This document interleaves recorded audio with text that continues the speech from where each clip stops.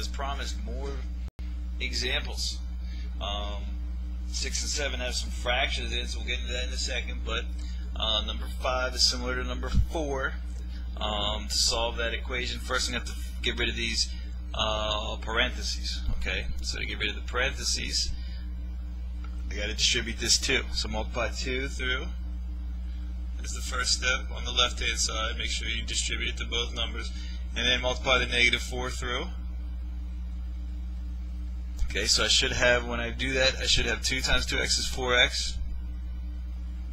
2 times negative 1, negative 2, minus 3 equals negative 4 times x, negative 4x, negative 4 times 4, negative 16. Okay? Alright, so before I start adding x's to both sides or subtracting x's from both sides, I have to first combine my like terms, right? I have this negative 2 and this negative 3 on the left hand side, so I can bring those two together. Negative 2 take away 3 is negative 5.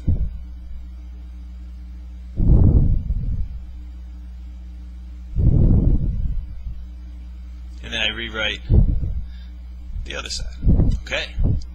Now it looks like a problem we've done in the past. So I'm going to bring my x term to the left hand side. Again, it doesn't matter. I could subtract 4x from both sides and bring the x over to the right, but I'm going to choose to add 4x to the right side so it goes away from there. So I got to do the same over here, right? Plus 4x. So I get 8x minus 5. Whoops.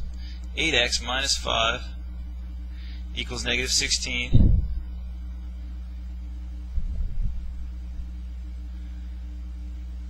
Okay, and then I'm going to have to do what next? I got to get rid of the 5, right? Again, a mistake would be to bring this 16 over here to say plus 16 plus 16. Don't do that, because then you have 8x, and then you have your number term, and then you have everything on one side, right? I don't want to do that. So if I brought my x to the left, I want to bring my number terms to the right. That means I want to get rid of it from the left-hand side. So I do plus 5 on that side. That gets rid of it. I got to do plus 5 over here. All right, and that leaves me with 8x equal to, be careful, negative 16 plus 5 is negative 11. Use your calculator to be sure about that. And then I divide both sides by 8 to get x all by itself, which is what I'm looking for. And my solution is right there, negative 11 over 8. Okay? Alright, number 6, my first example with fractions. And I don't want to deal with these fractions. We could follow the same process. I could subtract 2x from both sides. But I don't want to do 1/3 x minus 2x. Right? I don't want to do that. The first thing I want to do is get rid of my fractions. Okay, just clear the problem of fractions. You can always do that by multiplying by the least common denominator. Okay? If I multiply both sides by the least common denominator, I won't have fractions anymore.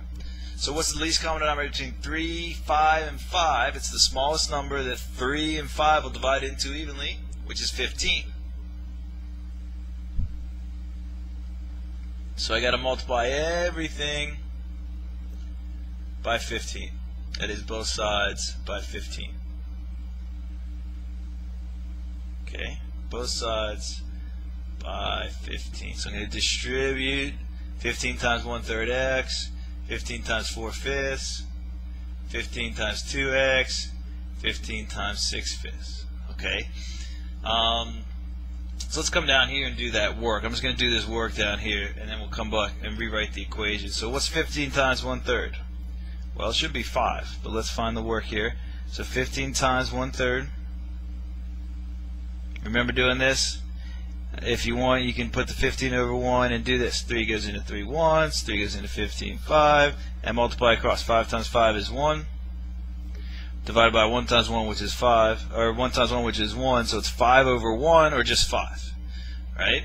So that's my x term. So 15 times 1/3 x is 5x. Okay? And then do the same thing with the 4/5. So I'm going to do 15 times 4/5, and then I'm going to pay attention to the sign later. It should be negative, right? In the end, 15 times negative 4/5 should be negative. But I'll deal with that later. I just want to know what 15 times 4/5 is. So I'm going to come down here and do the work. 15 times 4/5. Alright, put the 15 over 1 if it helps. And then I do one of these guys. 5 into 5 once. 5 into 15 3 times, and 3 times 4 is 12. Okay, and notice I don't have fractions anymore. That should always work. If you multiply a fraction by its LCD, you shouldn't have a fraction anymore. Okay, so I get 12, and then I'm going to pay attention to my signs. A positive times a negative, so that should be a negative 12. And then I go from here. Okay, now notice this isn't a fraction, but I still have to multiply it by 15, right? If you're multiplying everything else by 15, you got to multiply this by 15. So 15 times 2 is 30. That's my x term, 30x.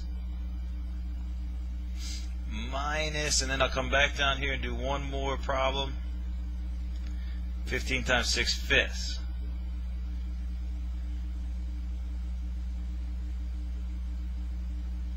And 5 goes into 5 ones. 5 goes into 15 3 times. And then I do 3 times 6, which is 18. Okay?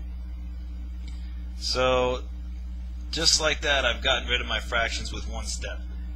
So now it looks like a problem that we've dealt with before, the problem that we know how to deal with. Okay, so it's not really that bad. Just one extra step, getting rid of the fractions by multiplying by the LCD. Okay, now everything else comes easy, right? Minus 30x.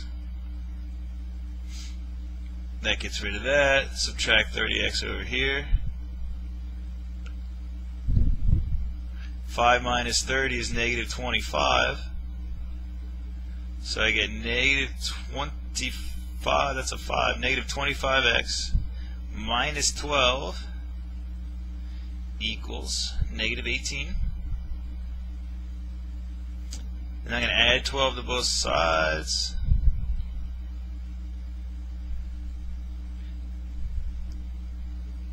And I get that go away, negative 25x